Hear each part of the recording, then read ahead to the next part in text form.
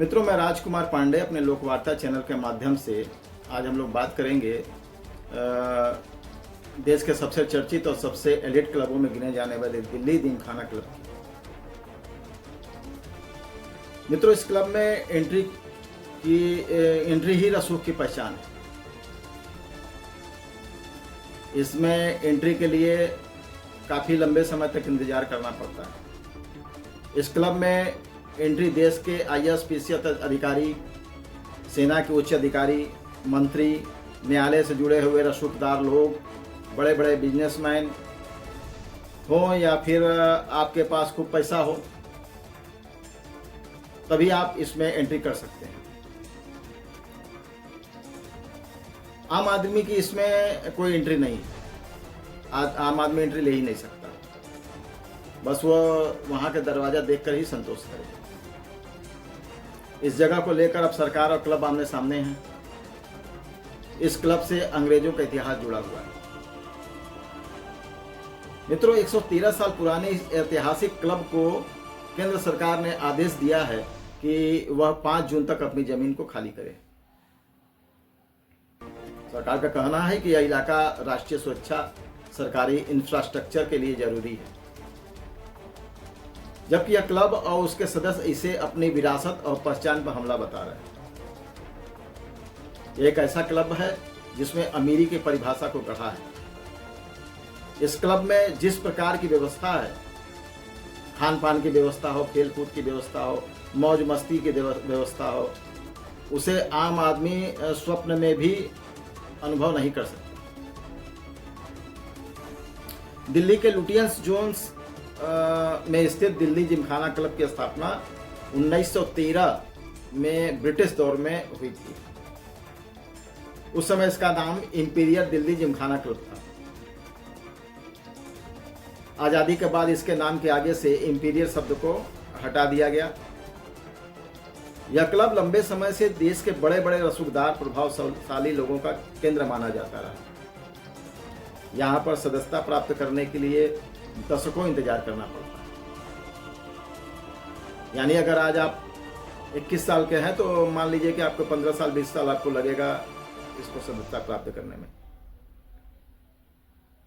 केंद्र सरकार के भूमि एवं विकास कार्यालय यानी लैंड डू ने क्लब को नोटिस भेज करके 27.3 एकड़ में फैले इस क्लब की जमीन वापस करने को कहा है। इस क्लब में आलीशान खान पान की व्यवस्था, खेलने कूदने की व्यवस्था, मनोरंजन स्थल, स्विमिंग पूल, कोर्ट, बार आदि काफ़ी अच्छी जगह है। सरकार का तर्क है कि यह क्षेत्र प्रधानमंत्री आवास के बेहद करीब है और राष्ट्रीय सुरक्षा, रक्षा ढांचे तथा सार्वजनिक हित के लिए इस जमीन की जरूरत है। सरकार ने यह भी कहा है कि यह जमीन सार्वजनिक उपयोग के लिए अधिक महत्वपूर्ण है, बजाय इसके कि यह कुछ चुनिंदा लोगों के विशेषाधिकार का केंद्र हो। सरकार का कहना है कि जमीन की लीज को खत्म किया जा रहा है। भारत सरकार ने राष्ट्रपति के माध्यम से लीज दिया था। यह जगह दिल्ली के 2 सफदरगंज रोड लोक कल्याण मार्ग पर स्थित है। क्लब होता क्या है, पहले हम ये जान लें। क्लब वो जगह होता है जहां पर बड़े बड़े लोग एक दूसरे से मिलते जुलते हैं, मनोरंजन होता है, सोशल नेटवर्किंग के लिए बेस्ट जगह होती है। चाय पे बैठते हैं, ड्रिंक पे बैठते हैं, कुछ खेल खेले जाते हैं, अपने प्राइवेट पार्टी का आयोजन किया जाता है। ये पुराने समय में से चले आ रहे अपने परिपाटी को आगे बढ़ाते हैं। गोरे अंग्रेज तो चले गए, लेकिन इस क्लब पर देश के भूरे अंग्रेजों का शासन हो गया। गोरे अंग्रेजों के जाने के बाद भूरे अंग्रेजों का शासन हो गया। अंग्रेजों के परिपाटी को ये लोग आगे बढ़ाते हैं। इस क्लब का जो क्षेत्रफल है वह अमेरिका के राष्ट्रपति के घर व्हाइट हाउस से ज़्यादा है और ब्रिटेन के महारानी के बकिंघम पैलेस से कम है। अंग्रेजों ने भारत की राजधानी 1911 में जब कलकत्ता से दिल्ली शिफ्ट किया, तब 1913 में इसकी स्थापना हुई थी। क्लब की स्थापना में तत्कालीन भारत सरकार के बड़े राजघरानों की महत्वपूर्ण भूमिका थी। इनमें ग्वालियर घराना, जयपुर घराना, जोधपुर घराना, कश्मीर घराना, उदयपुर, किशनगंज के महाराजा और भोपाल के नवाब भी इसमें शामिल थे। ये लोग क्लब के लाइफ टाइम मेंबर थे। अंग्रेज सरकार ने इस क्लब को 1000 रुपये लीज पर क्लब को भूमि मुहैया कराया था। अब वही 1000 अभी भी चला आ रहा है। इस लीज में कहा गया था कि अगर सरकार सार्वजनिक कार्यों के लिए इस जमीन का उपयोग करना चाहेगी तो इसे खाली कराया जा सकता है। उसी ला का उपयोग करते हुए 113 साल बाद वापस लिया जा रहा है। क्लब प्रबंधन ने इस आदेश को चुनौती देने का फैसला किया है। मामला अब दिल्ली हाईकोर्ट पहुंच चुका है।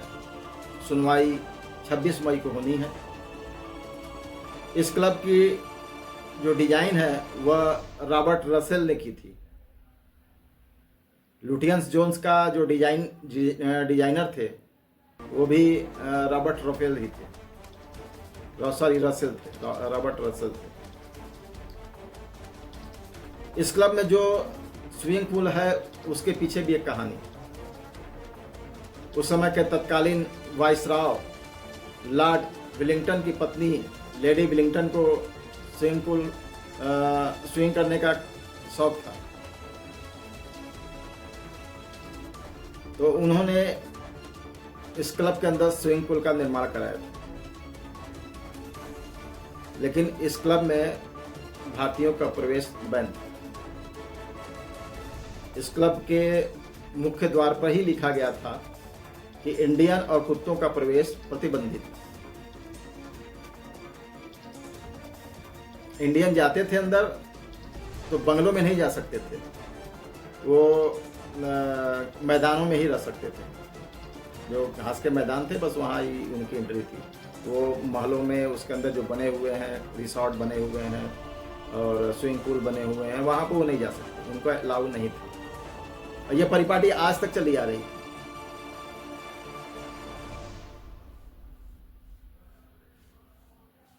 इस क्लब का मेंबरशिप एक प्रतिष्ठा का सवाल था। क्लब का कहना है कि अचानक कर्मचारियों के से हजारों सदस्य और सैकड़ों कर्मचारी प्रभावित होंगे इससे। दिल्ली जिमखाना क्लब पहले भी कई विवादों में रहा है। इस पर टैक्स बकाया, पर्यावरण नियमों के उल्लंघन, वित्तीय अनियमितताएं और सदस्यता में कथित पक्षपात के आरोप लगते रहे। क्लब की ग्रीन कार्ड सदस्यता जो व्यवस्था है उसको लेकर भी सवाल उठते रहे, जिसमें कथित तौर पर पुराने सदस्यों के परिवारों को प्राथमिकता दी जाती रही। एक समय केंद्र सरकार की ओर से यह टिप्पणी भी आई थी कि यह क्लब व्यायामशाला से मधुशाला बन गया। हालांकि वित्तीय रिपोर्ट के अनुसार क्लब के पास लगभग 200 करोड़ रुपए के म्यूचुअल फंड निवेश हैं और क्लब की नेट वर्थ 100 करोड़ रुपए से अधिक बताई जा रही है।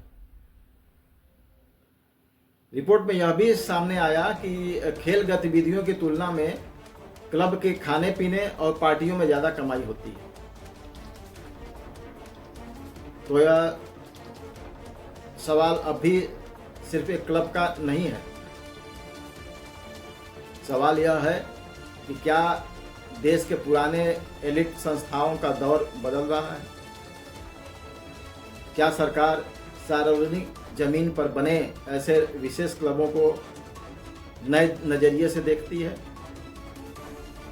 क्या दिल्ली जिमखाना का मामला देश के दूसरे एलिट क्लबों पर भी असर डालेगा। फिलहाल सबकी नज़रें दिल्ली हाई कोर्ट और केंद्र सरकार के अगले कदम पर टिकी हुई हैं। तो हम लोग देखते हैं कि आगे क्या होता है। तब तक के मेरे वीडियो को लाइक करें, शेयर करें, सब्सक्राइब करें और बेल आइकन जरूर दबाएं, क्योंकि उससे आपको नई वीडियो का नोटिफिकेशन आपको मिलता है। और लाइक और शेयर जरूर करें। धन्यवाद। जय हिंद, जय भारत।